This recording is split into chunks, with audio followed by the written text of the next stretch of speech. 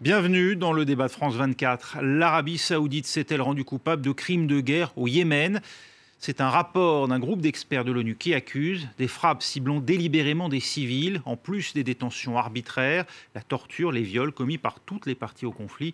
Résumé en images d'Anan Saïdani. Des dizaines de cercueils sur le point d'être mis sous terre en même temps. Ils transportent les dépouilles des enfants tués lors d'un raid contre un bus scolaire. Tous étaient âgés de moins de 15 ans.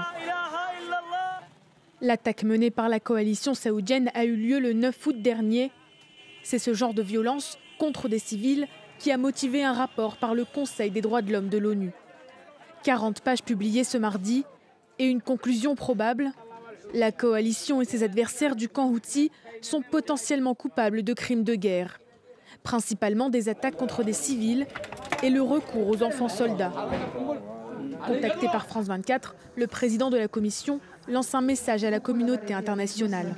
Notre recommandation, parmi tant d'autres, c'est aussi que cesser d'armer les différentes parties au conflit, notamment par les achats d'armes de toutes sortes. Et il est évident que les bombardements de la coalition ont causé d'énormes dégâts. Les enfants payent un tribut lourd dans ce conflit. Depuis septembre 2014, le conflit au Yémen a fait plus de 10 000 morts. Dans une énième tentative de conciliation, l'ONU a convoqué des pourparlers à Genève le 6 septembre prochain. Et pour débattre de la situation au Yémen, à mes côtés, j'ai le plaisir d'accueillir David Rigoulet-Rose, chercheur spécialiste du Moyen-Orient et rattaché à l'Institut français d'analyse stratégique, rédacteur en chef de la revue Orient Stratégique. Merci d'être avec nous. Également avec nous, Pascal Boniface, directeur de l'IRIS, auteur de la géopolitique, 48 fiches pour comprendre l'actualité aux éditions Erol. Également parmi nous aujourd'hui, Arthur Comon, responsable Moyen-Orient pour l'ONG Première Urgence Internationale. Et puis Benoît Murachol, vous présidez à Action Sécurité Éthique Républicaine. Nasser, votre ONG dénonce les ventes d'armes par la France aux pays engagés dans cette guerre au Yémen au sein de la coalition arabe, à commencer par l'Arabie Saoudite. Vous avez saisi le Conseil d'État, on va en reparler. Vous êtes également l'auteur de Quelles frontières pour les armes, l'action de citoyens pour l'élaboration d'un traité sur le commerce des armes.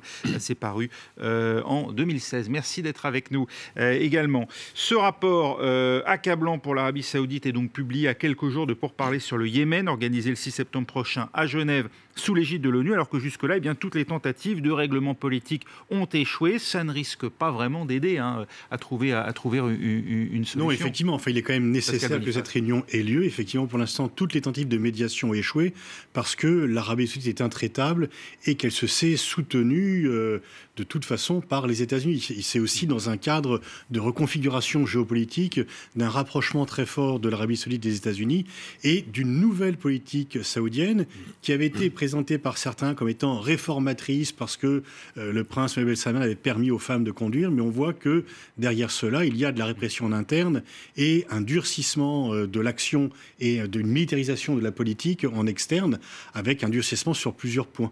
Et donc, effectivement, on a affaire à une intransigeance saoudienne qui conduit à cette situation-là. Et donc, je ne sais pas sur quoi, on ne sait pas sur quoi donnera cette conférence, mais en tous les cas, il est certainement temps qu'il y ait un peu plus de pression sur Riyad, même si les torts sont pas le fait de cette seule partie, mais on voit bien quand même que la responsabilité principale de la dégradation de la situation et des attaques, notamment sur des civils, vient de l'Arabie Saoudite. Le président du groupe d'experts qu'on a pu voir d'ailleurs dans le sujet, le Tunisien Kamel Gendoubi, a indiqué que les enquêteurs avaient identifié un certain nombre de responsables présumés. Une liste confidentielle de ces individus va être présentée, a été présentée donc au haut commissaire aux droits de l'homme de l'ONU. Est-ce qu'on sait qui sont ces responsables? Est-ce qu'on le saura? David Rigoulet-Rose.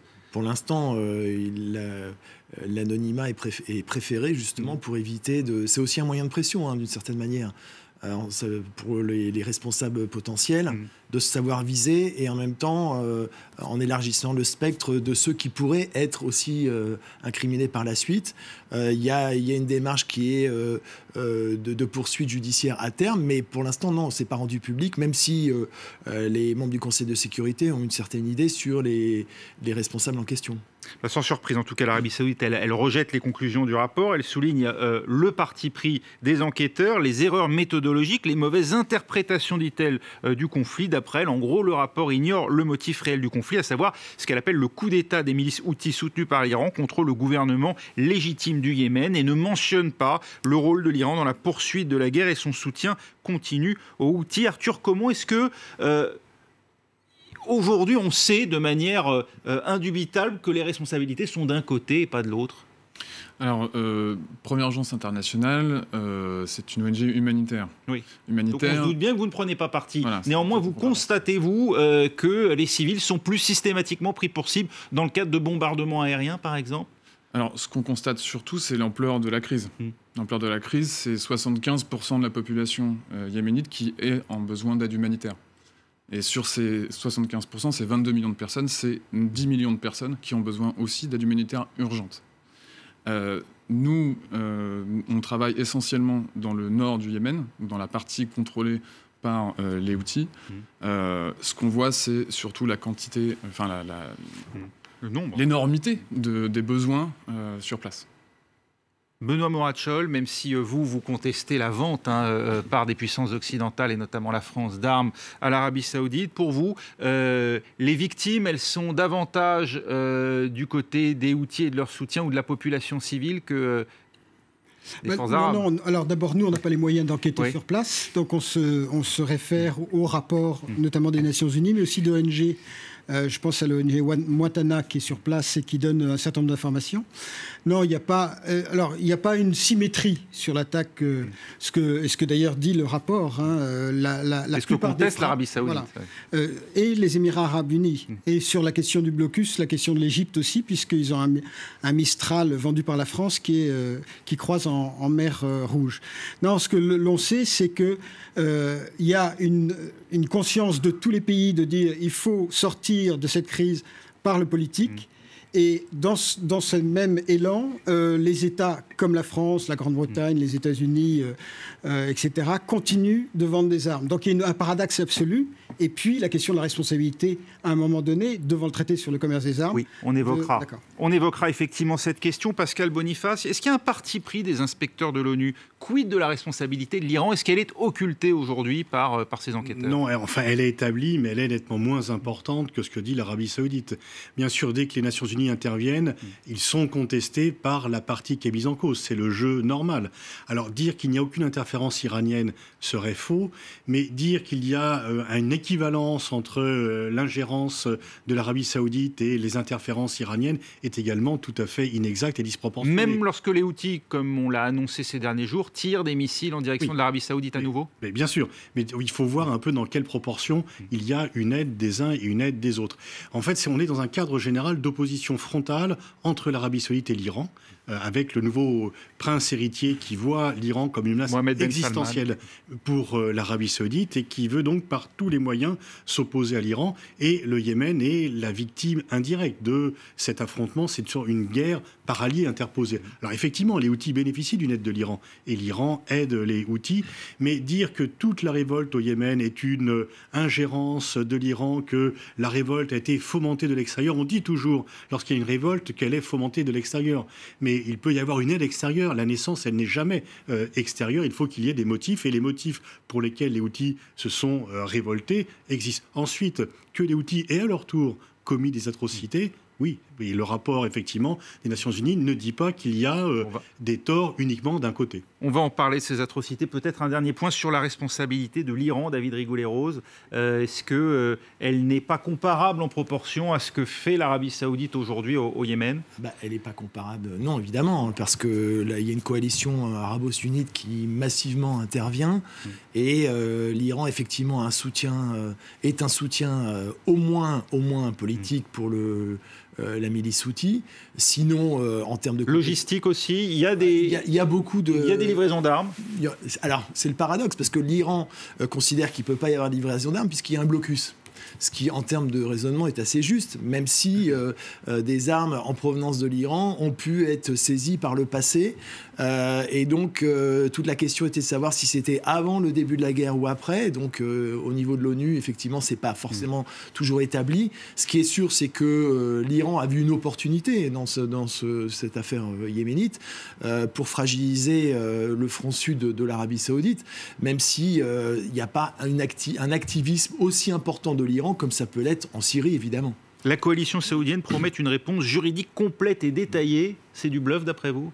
Oui, ça montre l'embarras quand même des autorités saoudiennes. Et d'ailleurs, cet embarras commence à être partagé par ses soutiens comme les États-Unis devant le rapport, parce que ça prend des proportions considérables et ça, évidemment, ça pose aussi des problèmes à ses soutiens. On va voir aussi la réaction américaine dans la deuxième partie du débat, mais un mot d'abord, effectivement, de ces atrocités commises et reprochées aux deux parties. Il y a notamment le cas des enfants qui paient un lourd tribut, car ils sont d'abord les victimes de la crise humanitaire, 22 millions de personnes sur 27 millions d'habitants, on verra peut-être les chiffres. Ils paient aussi un lourd tribut parce qu'ils sont enrôlés de force. Le rapport évoque des cas de recrutement forcé d'enfants de 11 à 17 ans, mais qui peuvent aller même jusqu'à des enfants de 8 ans. C'est effectivement ce que vous constatez, vous, sur place, Arthur Comont. Alors, Première Urgence Internationale s'attache à mettre en œuvre des projets qui vont plutôt traiter de la santé primaire, de la malnutrition, du traitement de la malnutrition et du dépistage. Du choléra ? Du choléra, on a parlé aussi. Tout à fait. Oui. Et des distributions alimentaires. Nous, nos équipes vont là où les besoins sont. On évalue la sécurité tous les jours, on a des problèmes d'accès, mais on se bat, on met en œuvre. Vous constatez qu'on restreint volontairement l'accès à l'aide humanitaire. Ça fait aussi partie des crimes de guerre qui sont évoqués dans le rapport. Tout à fait. Et c'est notre appel aujourd'hui, c'est appeler les parties au conflit à respecter le droit humanitaire. C'est vrai. Ça veut dire quoi ? Ça veut dire lever le blocus sur les ports, sur l'aéroport de Sanaa ? Notamment. On parle quand même d'un pays où 90% de la nourriture est importée. Mécaniquement, en cas de blocus, le pays se retrouve sans nourriture. Et c'est en partie pour ça qu'on voit les taux de malnutrition exploser. Entre 8 et 9 millions de personnes proches de la famine, c'est ce qu'on constate. Encore une fois, sur une population de 27 millions d'habitants, ça fait près du tiers de la population. Tout à fait. Et c'est d'ailleurs pour ça qu'on s'attache, nous, à axer nos activités autour de la nourriture, de la prise en charge de la malnutrition. Une famine qui est volontairement entretenue, donc dites-vous, par les belligérants ? Sans les désigner particulièrement, mais est-ce que c'est une volonté, en tout cas, d'affamer la population ? Ce qu'on constate, c'est surtout que ce sont les civils qui payent le plus lourd tribut.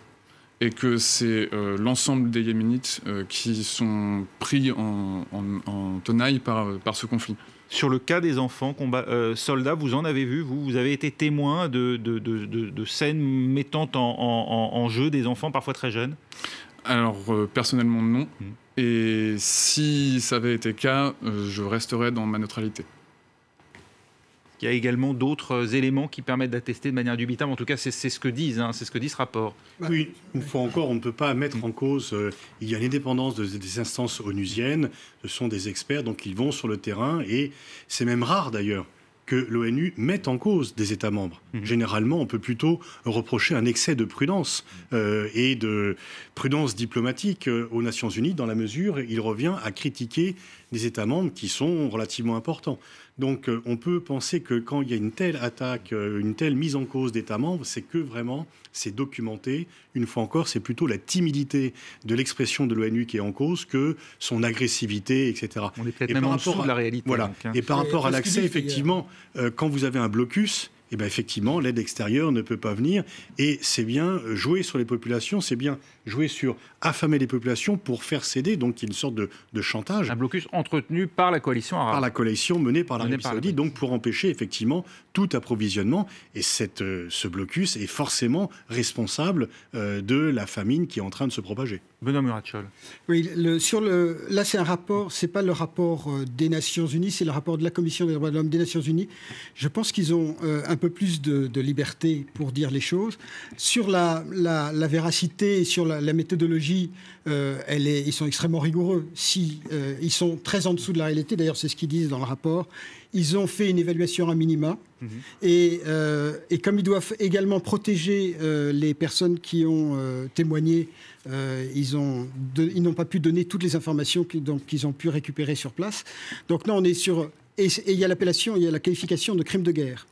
Je pense qu'il y a aussi une question qui devrait se poser sur la qualification crime contre l'humanité, avec la question de la torture, des disparitions forcées, des exécutions extrajudiciaires et de cette prise en otage de la population civile par l'intermédiaire du blocus maritime. Alors, ce n'est pas un blocus complet, mais on fait en sorte que l'intervention humanitaire, que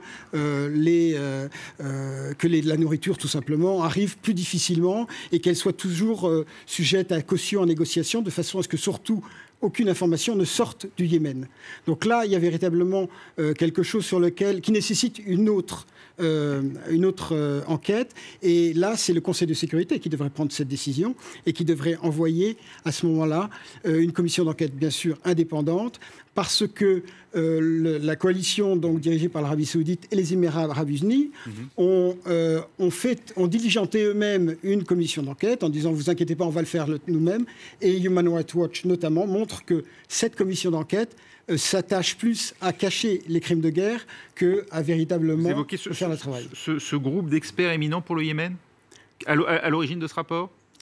Alors, il y a eu l'origine de ce rapport, c'est sans doute la résolution du Canada et des Pays-Bas qui demande une enquête. Oui. Les États-Unis, bien entendu, ont freiné. Il semble aussi que la France ait freiné cette commission d'enquête. Mais là, on a besoin d'aller au-delà maintenant et que ce soit le Conseil de sécurité qui demande cette enquête. Le qualificatif de crime de guerre qui n'est pas évoqué dans ce rapport, mais que vous désignez très clairement de crime contre l'humanité, ça a des répercussions au niveau de ce qu'on appelle le droit international, même s'il n'est pas reconnu par tous les pays membres des Nations Unies. Ah oui, c'est une qualification forte. Et d'ailleurs, pour la première fois, ça met aussi le Yémen sur le devant de la scène, parce que c'est un conflit sous-médiatisé. Et c'est pour ça qu'une formulation de ce type va obliger quand même à une prise de conscience qui aujourd'hui fait défaut, parce que l'oubli est entretenu effectivement délibérément. C'est un espèce de trou noir médiatique en contrepoint de la Syrie notamment, et donc c'est délibérément effectivement entretenu par les belligérants, a fortiori en particulier la coalition arabo-sunnite de l'Arabie Saoudite, parce que mettre le nez dans ce type d'affaires, c'est toujours embarrassant, surtout quand il y a effectivement des qualifications qui peuvent être retenues de ce type-là. Ce sont des chefs d'accusation retenus par la Cour pénale internationale. Encore faut-il qu'elles soient saisies. Qu'elle soit saisie, effectivement, mais par rapport à la liste aussi, qui est pour l'instant restée secrète, qui peut être un moyen de pression. Parce que la pression, c'est dire, s'il n'y a pas une situation qui se calme, on peut rendre publique cette liste. Et donc, ça pourrait avoir une liste de noms de responsables. Et donc là, ça aurait des conséquences sur la liberté de voyager.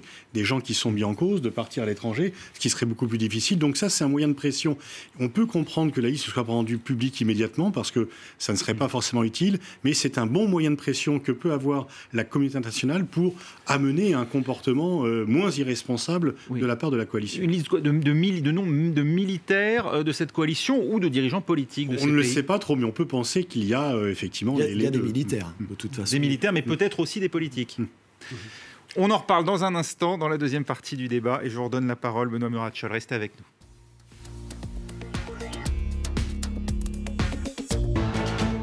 La guerre au Yémen, on en parle après un rapport du Conseil des droits de l'homme et d'un groupe d'experts de l'ONU, un rapport accablant pour l'Arabie saoudite, accusée notamment de crimes de guerre, l'Arabie saoudite et ses alliés au sein de la coalition arabe. On en parle avec, toujours à mes côtés ici, David Rigoulet-Rose, chercheur spécialiste du Moyen-Orient, rattaché à l'Institut français d'analyse stratégique, rédacteur en chef de la revue Orient Stratégique. Pascal Boniface, directeur de l'IRIS, également avec nous Arthur Comon, responsable Moyen-Orient pour l'ONG Première Urgence internationale, et Benoît Murachol, vous présidez Action Sécurité Éthique Républicaine, une ONG qui dénonce les ventes d'armes par la France aux pays engagés au sein de cette coalition dirigée par l'Arabie Saoudite au Yémen. Vous avez saisi le Conseil d'État. On va en reparler. Peut-être un mot tout de même de la situation sur place, puisque Arthur Comon, l'ONU a dénoncé il y a plusieurs mois maintenant la pire crise humanitaire au monde. Tout à fait. Donc la pire crise humanitaire au monde, c'est-à-dire 75% de la population impactée, c'est-à-dire 22 millions de personnes. Sur ces 22 millions de personnes, il y a 10 millions qui ont besoin d'une aide humanitaire d'urgence, c'est-à-dire pour survivre, tout simplement.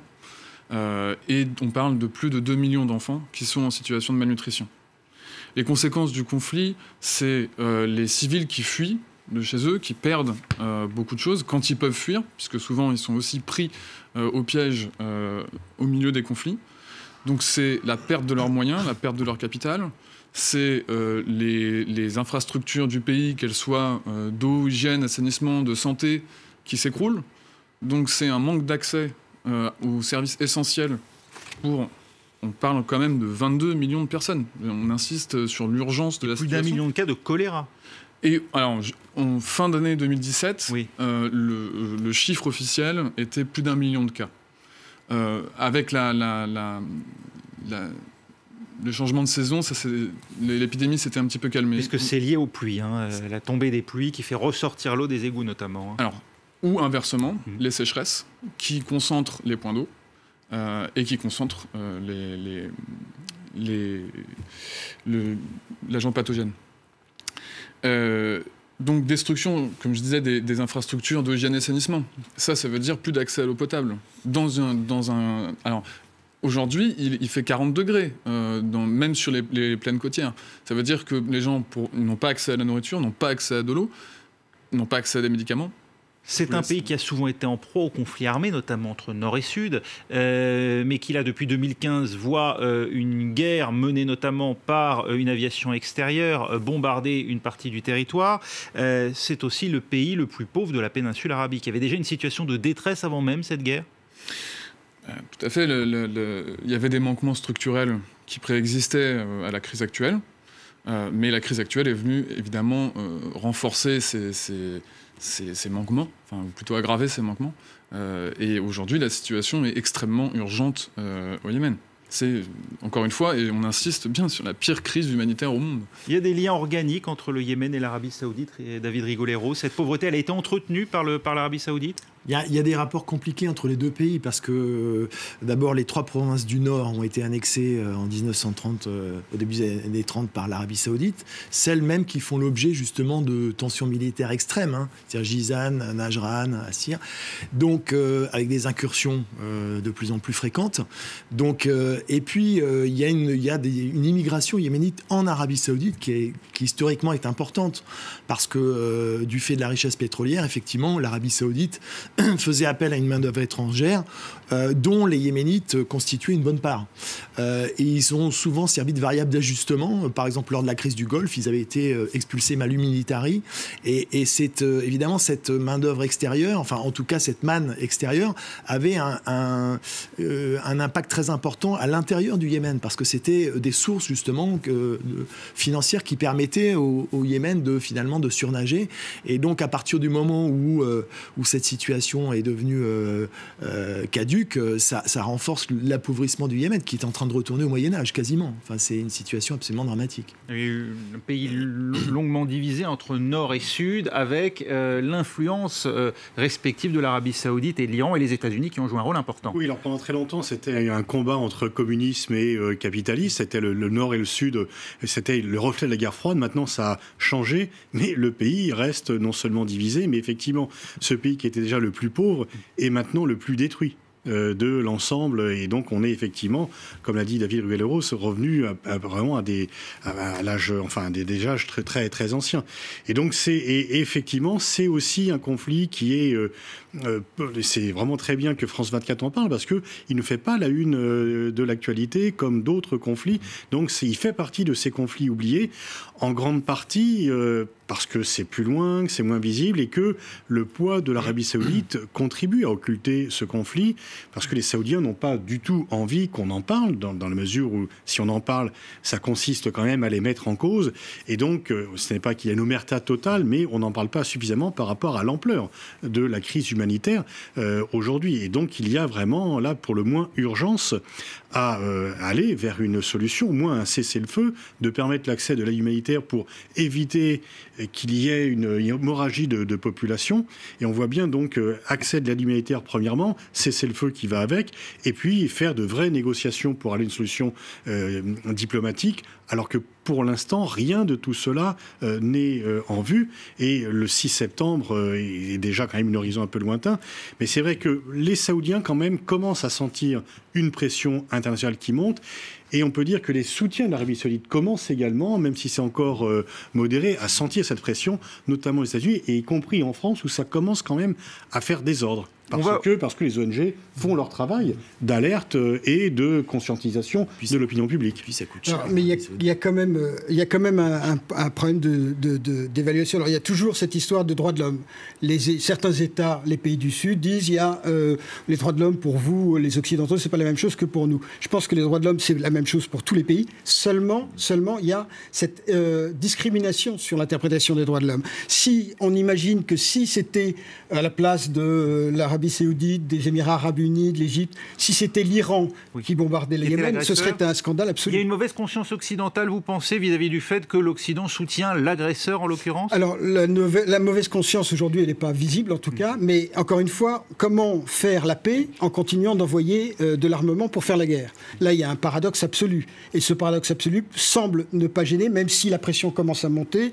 Alors, aux États-Unis, il y a des sénateurs qui demandent l'arrêt des exportations d'armes. En France, il y a le député Sébastien Nadeau qui a réuni près de 100 signatures pour demander une commission d'enquête. Donc il y a cette pression qui monte, mais c'est complètement insuffisant au regard... Elle monte à un tel point qu'en commission internationale d'exportation de matériel de guerre, ce qu'on appelle la CIEMJ, qui donne un avis pour exporter. Là, pour l'instant, quand même, il y a un blocage par rapport à ce type de choses. Mais alors, les ventes se sont passées. Non, pas sur la CIEMJ. Quand on regarde le rapport aux exportations de matériel de guerre, il y a des autorisations sur tout. Ce qui se passe aujourd'hui, il y a moins d'autorisations. C'est ce qui se dit, mais nous, on n'a aucun élément là-dessus. Au-delà de cela, le problème est plutôt, est-ce que l'on fait ou non pression sur l'Arabie Saoudite, ou est-ce qu'il y a un silence des alliés ? Et les alliés de l'Arabie Saoudite restent silencieux parce qu'effectivement, ils ont des intérêts. On connaît le poids de l'Arabie Saoudite pétrolier. Parce que l'Arabie Saoudite est un trop bon client ? Oui, bien sûr. C'est que l'Arabie Saoudite est un des plus grands consommateurs d'armes. Ils ont relancé des programmes d'achat d'armement en très très grande quantité pour plus de 100 milliards aux États-Unis, ce qui a satisfait Trump. Et ils ont largement contribué à payer les Rafales que l'Égypte a achetées. Donc il y a un poids commercial de l'Arabie Saoudite qui fait qu'on ne traite pas ce pays comme les autres, ce qui, sur le plan du principe, pose problème, je vous rejoins. Pas seulement sur la question du principe, sur la question de la place de la France. C'est-à-dire qu'aujourd'hui, autrefois, il y avait une projection stratégique de la France et que les ventes d'armes s'inscrivaient dans cette projection stratégique. Aujourd'hui, c'est la vente qui décide de la politique extérieure de la France. L'exportation représente un tiers du chiffre d'affaires de notre industrie de défense, de l'industrie française de défense. L'exportation, c'est une nécessité d'autant plus grande que l'armée française elle-même en a besoin pour maintenir la chaîne de production lorsque la commande publique, à elle seule, s'avère insuffisante. Alors, c'est ce qui est dit. Il faut faire très attention avec ça, parce que, par exemple, il y a des chars Leclerc qui sont présents au Yémen et qui bombardent les populations civiles. Or, ces chars Leclerc ont amené la faillite de Giat Industrie, industrie française de l'armement. Donc, les contrats de la France ne sont jamais les contrats annoncés dans les journaux. Les gains ne sont jamais directement ceux annoncés dans les journaux. Il faut avoir une analyse bien plus fine dans le temps pour savoir véritablement ce que ça a apporté comme gain. Mais surtout, est-ce que la France, aujourd'hui, peut défendre le fait que grâce à des crimes de guerre, voire des crimes contre l'humanité au Yémen, on est en train de sauver l'industrie de l'armement en France. Vous dites ça, je pense que c'est pas... Le traité sur le commerce des armes ratifié en 2014 par la France, il prévoit, et ça c'est vrai, il prévoit qu'un État ne doit autoriser aucun transfert d'armes s'il a connaissance lors de l'autorisation que ces armes ou ces biens pourraient servir à commettre des attaques dirigées contre des civils ou d'autres crimes de guerre. Pour vous, c'est désormais établi ? Oui, c'est établi depuis longtemps. Alors, l'article 7 dit que les États doivent évaluer les risques d'usage des armes. Est-ce que ces armes vont être utilisées à une grave violation des droits de l'homme ? Mais là, depuis l'intervention de la coalition en 2005, on a les preuves, notamment par les rapports des Nations Unies, que les graves violations des droits de l'homme sont systématiques, qu'il y a des crimes de guerre qui sont aussi systématiques et qu'il n'y a pas une volonté de la part des belligérants d'enquêter et de punir les coupables et surtout de changer les règles d'engagement au Yémen. Donc on est dans une situation où les autorités françaises sont au courant, elles sont alertées à la fois par les Nations Unies et par les ONG, et en pleine connaissance de cause, elle continue d'autoriser les exportations de matériel de guerre en direction des pays de la coalition. Pourquoi ? Parce que les budgets de la défense, la loi de programmation militaire repose sur ces estimations d'exportation ? Alors, ça, c'est un des arguments mais pour nous, elle est absolument, bien entendu, inacceptable. Mais je ne suis pas sûr que cet argument soit juste. C'est-à-dire qu'il faudrait une étude bien plus affinée. Du coût réel et non pas du coût catalogue. Oui, alors il faudrait voir si ce sont les armes vendues par la France qui sont utilisées et si... Non, dans l'article 6, c'est pas ça. Et d'autre part aussi voir si les ventes ont été antérieures au début de la guerre ou pas. Mais quel que soit ce parce que ça change un peu quand même si les ventes ont été faites avant. Mais quel que soit vendre des armes avant qu'elles ne soient utilisées à des fins... Avant que le conflit au Yémen n'ait éclaté. Dans le cas de crimes de guerre. C'est pas ce que dit l'article. Non, c'est très important parce qu'il y a une mauvaise interprétation alors de la part du gouvernement français, elle est volontaire, mais il y a une mauvaise interprétation du traité. Le traité ne dit pas si les contrats ont été passés avant la guerre au Yémen. Elle dit à un moment donné, quand la situation change, à ce moment-là, le contrat peut être arrêté. Les armes doivent être suspendues. Et l'article 2... Les armes déjà vendues, elles sont utilisées, oui. Oui, mais sauf que là, les armes, c'est pas une question d'armes. Aujourd'hui, ils ont suffisamment d'armes. La question, ce sont les munitions. Et les munitions continuent d'être vendues. Et c'est sur les munitions qu'il faut absolument arrêter les exportations. Pascal Boniface. Sur les munitions, effectivement, il y a cela, mais il faut surtout que les gouvernements qui ont des bonnes relations avec l'Arabie Saoudite fassent plus pression sur elle, parce que pour l'instant, c'est quand même plutôt le silence qui peut être retenu contre cela, parce qu'il y a effectivement une gêne à critiquer un pays qui est un gros acheteur, et on peut très bien délier les deux problèmes. C'est pas parce qu'un pays vous a acheté des armes dans le passé qu'il faut rester silencieux par rapport à lui. On l'a connu, et c'est là, disons que quels que soient les contrats qui étaient passés dans la période récente, eh bien, il faut vraiment qu'il y ait une action un peu plus offensive, si j'ose dire, sur le plan diplomatique de la France, et ne pas hésiter à faire ce qu'on appelle du naming and shaming, de dire où sont les responsabilités, plutôt que de renvoyer les belligérants dos à dos. Une fois encore, il n'y a jamais dans aucun conflit une partie qui a tous les torts et une autre qui n'en a aucun, mais il faut quand même distinguer la responsabilité principale et celle qui est moindre, et puis intervenir de façon plus forte, parce que là, il y a vraiment, effectivement, et vous en êtes témoin au quotidien, une urgence. Écoutez, ce qu'on dit en ce moment du côté des États-Unis, où l'on assure prendre au sérieux ce rapport d'enquête de l'ONU. Alors bien sûr, les États-Unis, c'est quand même le premier allié de l'Arabie Saoudite. Le ministre américain de la Défense, Jim Mattis, secrétaire américain de la Défense, Jim Mattis, affirme que le soutien américain n'est pas inconditionnel. Écoutez. Nous réétudions constamment le soutien que nous apportons. Oui, nous avons également eu un lieutenant-général à Riyad, presque aussitôt après le drame du début du mois d'août, pour faire part de notre inquiétude et demander une enquête. Et nous continuerons de tout faire pour limiter ce genre de tragédie. Mais la meilleure solution est d'aboutir à une négociation sous l'égide de l'ONU.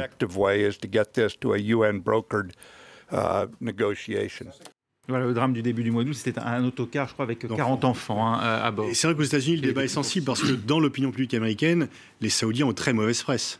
Ils ont très bonne presse au Pentagone, à la Maison-Blanche, mais ils ne sont pas du tout aimés dans la population, qu'il est lié au 11 septembre, il y a toujours ces affaires en cours, et donc il y a un problème aussi d'opinion publique aux États-Unis qui est très très vif, et ce qui fait qu'effectivement, quand il y a un bus d'enfants qui est bombardé, on ne peut pas rester sans réaction. Bien sûr. David Rigolero, on pourrait imaginer les États-Unis lâcher un jour l'Arabie Saoudite, ça semble impossible, non ? Ça paraît difficile, mais en tout cas, ça traduit l'embarras, certainement, et d'ailleurs, vous faisiez référence à juste titre au bombardement du 9 août qui avait fait une quarantaine d'enfants tués, et il se trouve que CNN a passé effectivement une information selon laquelle c'était bien une arme américaine qui avait par guidage de laser construite par Lockheed Martin, et donc qui manifestement qui avait été utilisée pour ce qui a été présenté comme une bavure, mais enfin qui effectivement pose beaucoup de problèmes en termes d'image justement au soutien américain.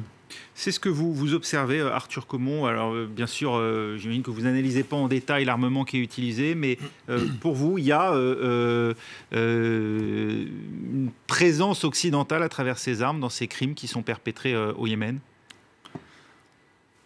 Nous, encore une fois, tout ce que je peux vous dire, c'est C'est de mettre l'accent sur l'urgence de la situation. Il y a un ressentiment pardonnez-moi, alors je me suis peut-être mal exprimé, mais est-ce qu'il y a un ressentiment des populations avec lesquelles vous êtes en contact vis-à-vis des Occidentaux pour avoir fourni ces armes ?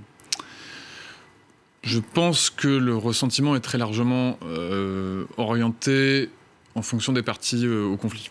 Donc en fonction de la zone dans laquelle on se trouve et de quel côté on est. Je pense aussi que la préoccupation première des Yéménites, c'est la fin du conflit. L'analyse un peu plus macro qu'on a, c'est que alors il y a certes les morts et les blessés liés au combat, mais l'écrasante majorité, elle est de la population civile qui souffre. Elle souffre du fait des conséquences du conflit, et non pas du conflit directement lui-même. Donc les pénuries.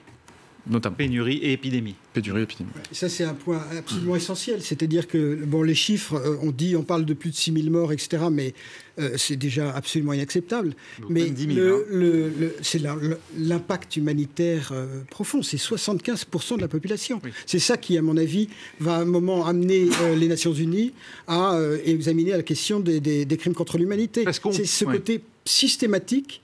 Et c'est la question du blocus qui montre qu'il n'y a pas la volonté de la part des deux parties, mais principalement celle de l'Arabie Saoudite, des Émirats Arabes Unis, de l'Égypte, etc., de permettre à ces populations de s'alimenter correctement et d'être soignées correctement. Je pense que les populations civiles et le pays lui-même mettra énormément de temps à se remettre. En dehors des destructions des infrastructures qui sont directement liées au conflit, des pathologies comme la malnutrition, ça génère certes des retardements de croissance, mais aussi des retardements cognitifs, des difficultés de développement cognitif. Tout ça, c'est des choses qui vont avoir un impact à très long terme sur le pays. Et je dirais même, il y a une dimension qui est extrêmement importante, c'est les groupes qui utilisent le terrorisme comme acte profitent de ce genre de choses pour recruter. Ça veut dire qu'à la fois, on crée de l'humiliation, une humiliation qui va se répandre sur génération en génération, et puis on va donner les moyens. Bon, on sait que Al-Qaïda est assez fort sur place. Dans la péninsule arabique. On donne les moyens à ces organisations de recruter pour envoyer, on ne sait pas où, des kamikazes pour se faire sauter. Vous avez revendiqué l'attentat de Charlie Hebdo ici en France. C'est des gens qui n'ont plus aucune perspective, sont facilement recrutables pour quelques dollars pour aller ici ou ailleurs. Et effectivement, le Yémen souffre de cet affrontement global entre l'Iran et l'Arabie Saoudite, et quelque part, c'est finalement une préoccupation moindre pour ces deux capitales dans leur affrontement global. Et c'est là où c'est tout à fait inadmissible que ce pays et cette population soient victimes directes de cet affrontement global. On peut espérer une avancée le 6 septembre ? En tout cas, le nouveau représentant de l'ONU, Martin Griffiths, est plutôt bien vu de toutes les parties. Il y a un consensus autour de sa personne, il est très actif, et donc il a effectivement mis tout le monde au pied du mur, même si sa marge de manœuvre est quand même très dépend évidemment du consentement des parties belligérantes. Il y a des prises de contact qui ont été faites à Mascate, en Oman, timides, mais entre Houthis et certains représentants de la coalition, qui n'ont pas pour l'instant débouché. Mais effectivement, il y a une impasse stratégique. Et ce qui peut paradoxalement faire bouger les choses, quand on dit que l'argent est le nerf de la guerre, c'est que c'est une guerre qui coûte très cher aux Saoudiens. Et dans la logique justement des réformes affichées par le prince Mohammed bin Salman, qui demande de l'argent, des réformes structurelles, une guerre qui coûte entre 3 et 5 milliards par mois, selon Bruce Riedel, qui est à la Brookings Institution aux États-Unis, c'est un coût faramineux.